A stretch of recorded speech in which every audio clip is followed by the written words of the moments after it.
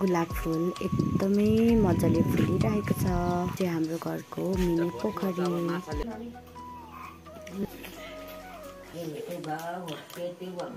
र यो दुध चाहिँ ईदको परेमा मामुले दुध चलाइराख्नु भएको छ। कस्तो खतरा उम्लेको।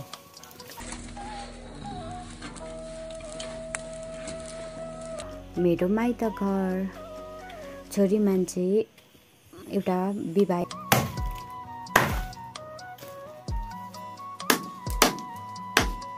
अहिले चाहिँ हामी गजरमुखी पुग्न लागेका छौँ। चत्तुरे चोकदेखि गुरुगाउँको बिचमा यात्रा गरिरहेका छौँ।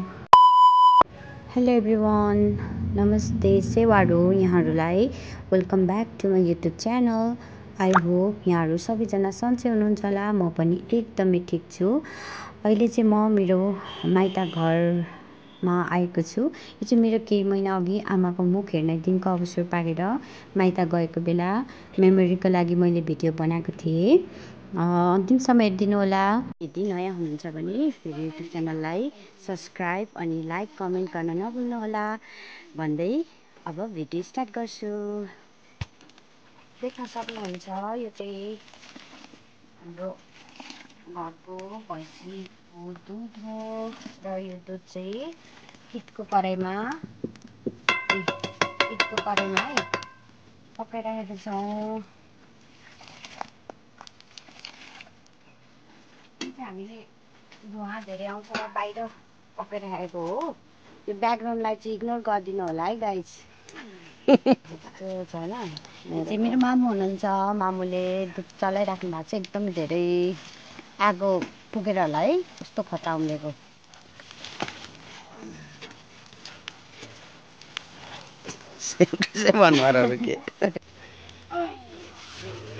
दुध पाकिसकेको छ।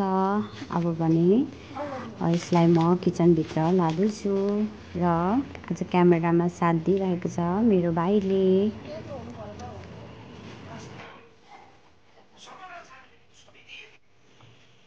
यो हो मेरो माइत घर।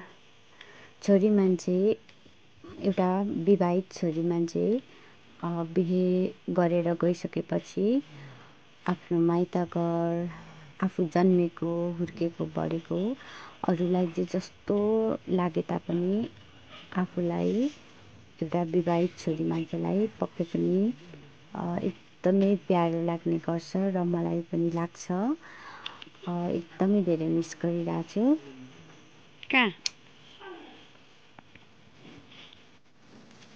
यहाँ चाहिँ बुबाले लोकल बाले बनाउँदै हुनुहुन्छ। यसरी बनाएको मासु एकदमै मिठो हुन्छ। पक्कै पनि मासु खाने मासु लभरलाई थाहा नै होला।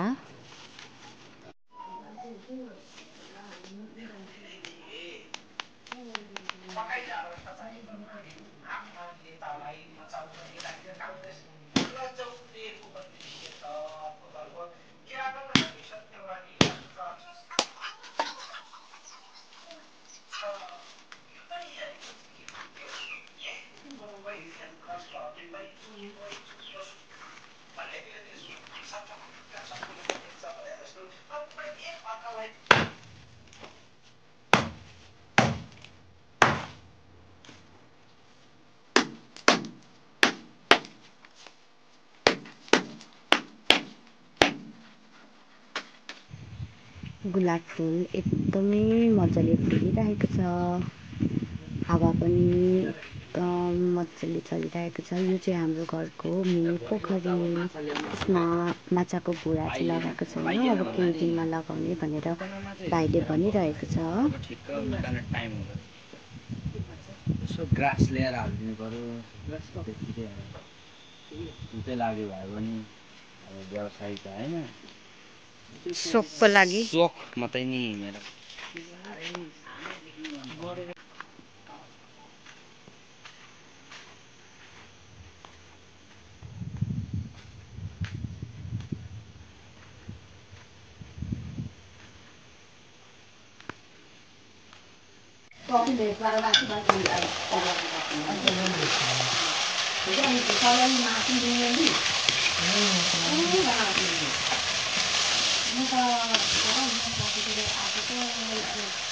Masuk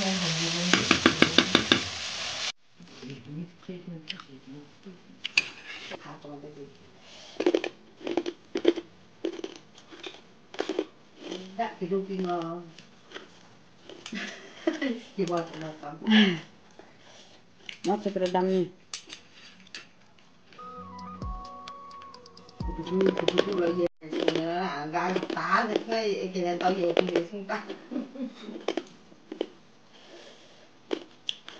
Kok cuma jauh?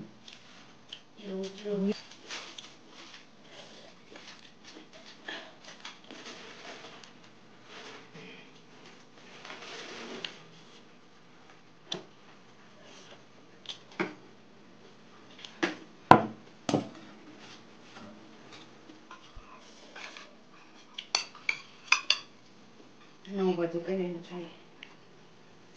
Agora eu vou dar o que não. Local. Coi nhớ vô cái đó cái được vào cái báo hoặc cái bọn nó làm thật là thôi đi.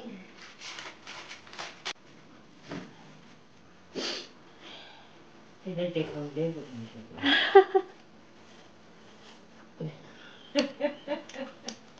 Ai giờ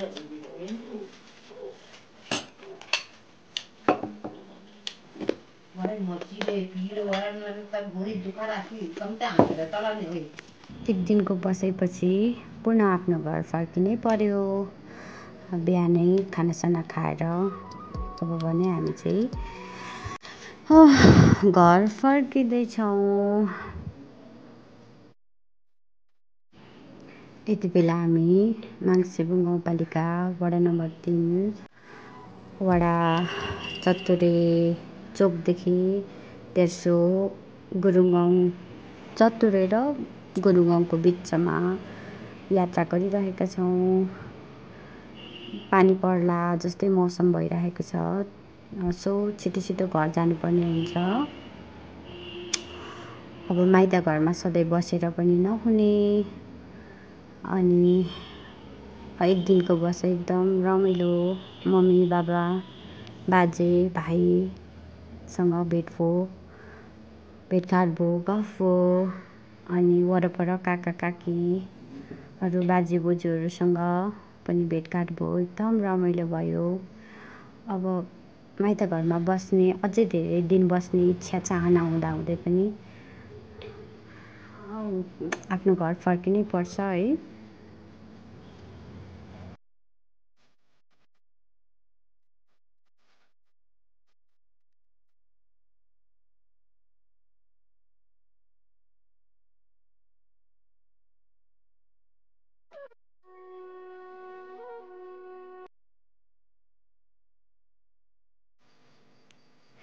यो हो माङ्सेबुङ गाउँपालिका वडा number 2 को वडा कार्यालय भवन हो। यो राइट साइडको रेड कलरको भवन र माङ्सेबुङ गाउँपालिका पनि यहाँबाट नजिकै 1 मिनटको दूरीमा रहेको छ। 1 मिनटमा पुग्ने। अहिले चाहिँ हामी गजरमुखी पुग्न लागेका छौँ। यो चाहिँ हाम्रो पहिलाको इभाङ गाविस र गजरमुखी गाविस जोड्ने यो बिचमा भनौँ न खोलाले छुट्याउँथ्यो। यहाँ चाहिँ यो खोलाको नाम चाहिँ ठ्याक्कै मैले बिर्सेँ। यसमा चाहिँ पक्की पुल बनेको छैन। झोलडुङ्गे पुल हो। माथि देख्न हल्का मात्रै देख्न सकिन्छ। पर गजरमुखी र देनपाको त्यो खोलामा चाहिँ फेरि पक्की पुल छ। यहाँ चाहिँ खोला सानसानै खोलामा पानी सानसानै भएकोले गर्दाखेरि हामी खोलाबाटै हामी यहाँनिर यात्रा गरिरहेछौँ।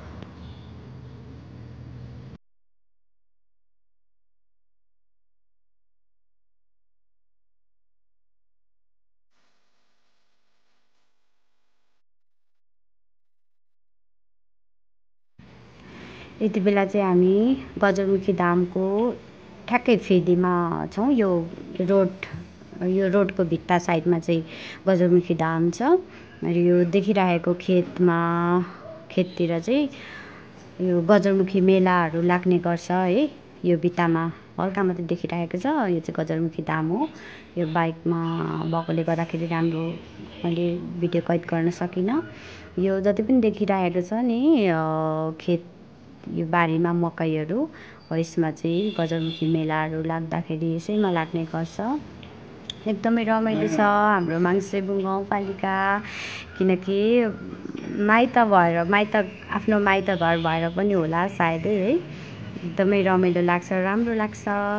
अनि यो पारी चाहिँ देउमाई नगरपालिका पर्यो, वारी चाहिँ हाम्रो मङ्सिरबुङ गाउँपालिका पर्यो। यो चाहिँ बिचमा पुल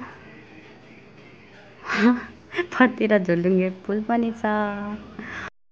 अब भने हामी देउमाई नगरपालिका प्रवेश गरिसक्यौँ। यहाँदेखि ठ्याक्कै है।